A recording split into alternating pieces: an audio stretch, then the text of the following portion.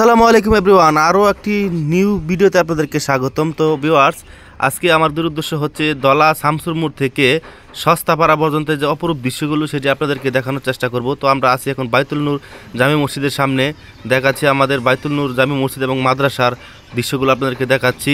তো আপনারা দেখতে পাচ্ছেন অনেক সুন্দর একটি দৃশ্য। এটা হচ্ছে আপনার এটা একটা মহিলা মাদ্রাসা দোতলাটি। তো দৃশ্যগুলো দেখতে আসলে খুব চমৎকার এবং সুন্দর। তো আপনারা দেখতে পাচ্ছেন যে আমরা আস্তে আস্তে যাচ্ছি, আমি এবং আমার বন্ধু সবার সঙ্গে আজকে। তো আমরা মোটামুটি জসিমউদ্দিন স্কুল অ্যান্ড সামনে চলে আসছি।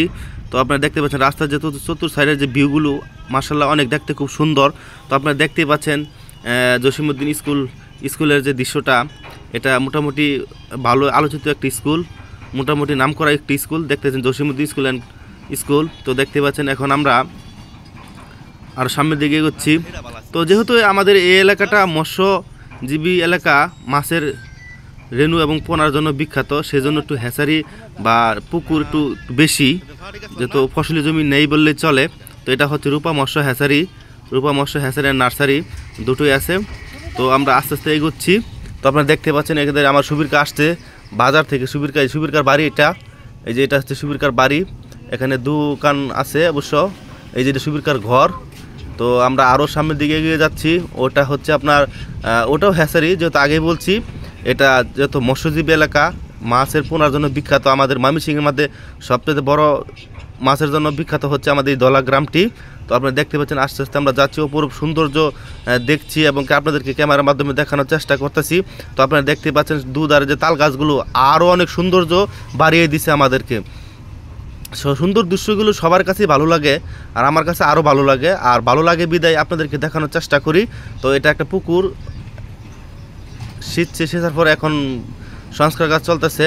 তো আমরা এখন গোলবাড়ির সামনে দিয়ে যাচ্ছি। তো দেখতে পাচ্ছেন আপনারা গোলবাড়ির যে দুই ধারে যে গাছগুলো আছে, এটি আরও সৌন্দর্য লাগতেছে। এখানে মোটামুটি অনেক সুন্দর এলাকা এটি। তো নীরব নিস্তব্ধ, কোনো মানুষের কোনো আওয়াদানি বা কোলাহল নাই বললে চলে। তো আমরা আস্তে আস্তে এগোচ্ছি। তো আপনারা দেখতেই পাচ্ছেন আমরা এগিয়ে যাচ্ছি দেখতেই পাচ্ছেন আপনারা। তো মোটামুটি শুধু পুকুর আর পুকুর, এখানে ফসলি জমি নাই বললে চলে। তো আপনারা দেখতেই পাচ্ছেন এটা মোটামুটি একটি খুব সুন্দর এলাকা। একটি রিক্সা থামিয়ে মহিলা নামলো।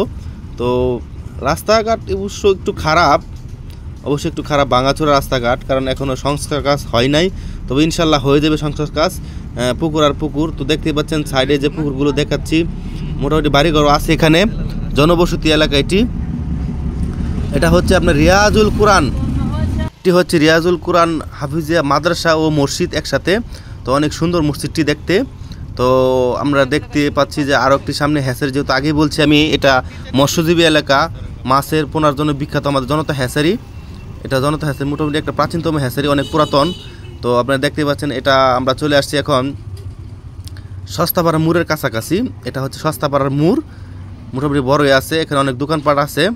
তো দেখতেই পাচ্ছেন আপনারা। আর আমরা এখন আসছি যে হেলাল মার্কেট নামে, সব এক নামে চিনে, হেলাল মার্কেট। এই যে আমাদের হেলাল কাকু দেখতেছে, হেলাল মার্কেটের যে প্রতিষ্ঠাতা মালিক সে দেখতেছে। এটা হচ্ছে আমাদের জমির কাকুর দোকান। তো আপনারা দেখতে থাকেন, দেখলে অবশ্যই।